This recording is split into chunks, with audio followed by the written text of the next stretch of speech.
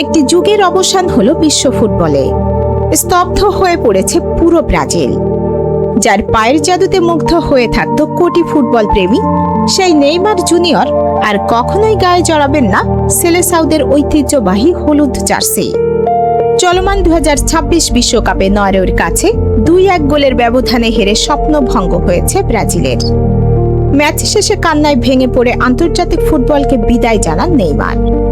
যে মেটলাইফ স্টেডিয়ামে শুরু হয়েছিল এক রূপকথা, সেখানেই ঝরল তার বিদায়ের অস্ত্র।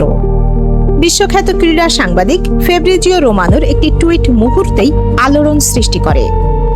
নেইমার নিজে অশ্রুসিক্ত কণ্ঠে বলেন, আমি সত্যিই অনেক চেষ্টা করেছিলাম। এই মেটলাইফ স্টেডিয়ামেই আমার যাত্রা শুরু হয়েছিল, আর আজ এখানেই শেষ করলাম। ইনজুরি ও দুর্ভাগ্যের সাথে লড়াই করেও শেষ চেষ্টা করেছিলেন নেইমার।